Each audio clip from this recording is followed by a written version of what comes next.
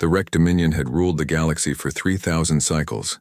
Their empire stretched across 47 star systems. Their fleets darkened the skies of 100 worlds, and their word was absolute law. The Council of Talons, seated in their obsidian throne room on Prime Vrek, had never known defeat. They had crushed the silicon-based Krill, absorbed the hive-mind Thessari, and enslaved the peaceful Nomori. Every species that dared resist was ground beneath their boots until they learned obedience. Then humanity made first contact.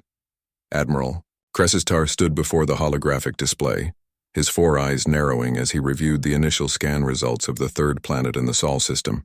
The species called themselves humans, and they had only just achieved faster-than-light travel. Primitive, weak, perfect for annexation. "Send the standard ultimatum," Crestar commanded, his mandibles clicking with amusement. "Tell them they have one solar rotation to surrender their weapons and pledge loyalty to the Dominion. If they refuse, we will demonstrate our superiority." The human response came within hours. It was brief, delivered by a scarred woman with steel-gray eyes who identified herself as Admiral Chen of the United Earth Defense Force. "We decline," she said simply. Then she smiled, and something in that expression made Crestar's scales prickle. "Come and take it."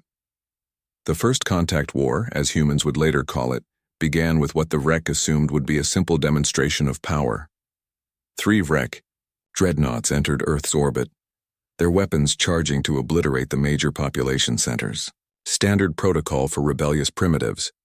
They never got the chance to fire. The humans had prepared. Hidden across their moon, Mars, and orbital stations were weapons the Vrek had never encountered before. Not energy lances or plasma cannons, but something far more primitive and infinitely more terrifying. Kinetic bombardment platforms. Tungsten rods, accelerated to a fraction of light speed, tore through the wreck shields as if they were paper. The dreadnoughts, each a kilometer long and crewed by thousands, were reduced to expanding clouds of superheated debris in seconds. The wreck fleet scattered, their communications channels flooded with panicked reports. "Impossible," Crestar roared. "How can such primitives—" "Admiral, we're detecting multiple launch signatures from the planet's surface," his tactical officer interrupted. "They're using chemical propulsion." Chemical propulsion. The Vrek had abandoned such crude technology millennia ago, but the humans had perfected it, refined it, turned it into an art form. Nuclear-tipped missiles screamed through the void, each one a tiny sun waiting to be born. The Vrek point defense systems, calibrated for energy weapons, struggled to track and intercept the sheer volume of ordnance. The battle for Earth lasted 6 days. When it was over, the Vrek had lost 43 capital ships, over 200 support vessels, and nearly 1 million soldiers. Humanity had lost 3 orbital stations, 2 cities, and 50,000 civilians.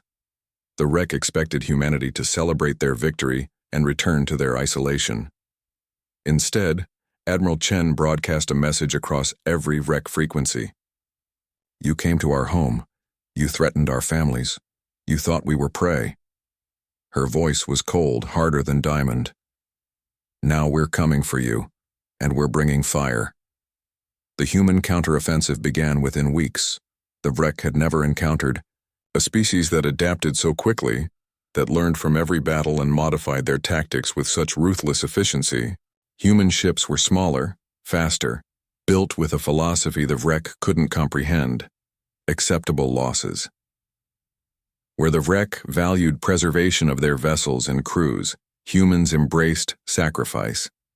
They loaded automated fighters with nuclear payloads and sent them on one-way missions. They rigged cargo ships with antimatter charges and piloted them directly into wreck formations.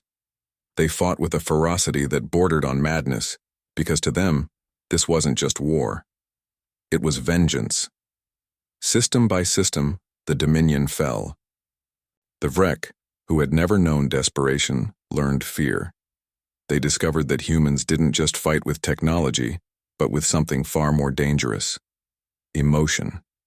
Rage at the invasion, love for their fallen, hope for their future. These weren't weaknesses, as the Vrek had always believed. They were fuel for an inferno.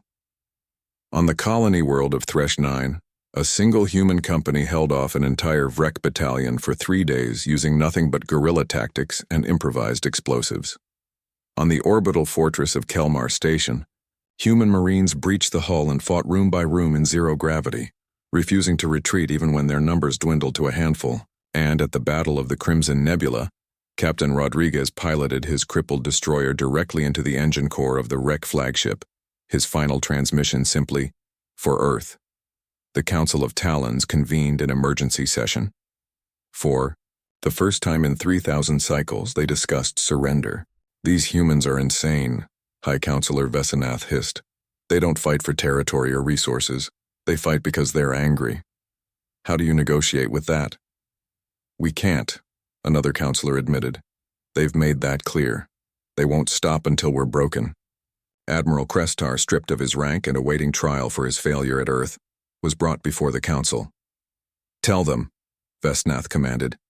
"Tell them what you learned about these creatures." Krestar's mandibles trembled. "They're not warriors by nature. We studied their history.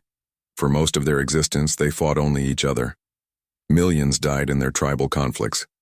They developed weapons capable of destroying their entire planet, and they almost used them." He paused, his 4 eyes haunted. "But then they learned to fight together. They unified. And when we threatened them, we didn't face 100 nations. We faced humanity, all of them, as one. The war ended not with a grand battle, but with the wreck's unconditional surrender. The Dominion was dissolved, its subject species liberated, its fleets decommissioned. The Council of Talons stood before Admiral Chen in chains, awaiting judgment.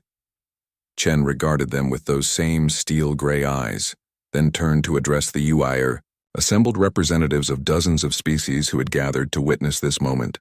"The galaxy doesn't belong to those who claim it with words," she said. "It belongs to those willing to defend it with fire. We didn't want this war, but you brought it to our doorstep, and we showed you what happens when you corner a species that refuses to kneel." She turned back to the wreck. "You're free to go.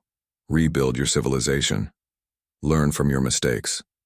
But remember this, humanity is watching, and if you ever threaten peace again, we won't just bring fire." Admiral Chen's smile returned, cold and absolute. "We'll bring the sun itself." The wreck left. The galaxy watched.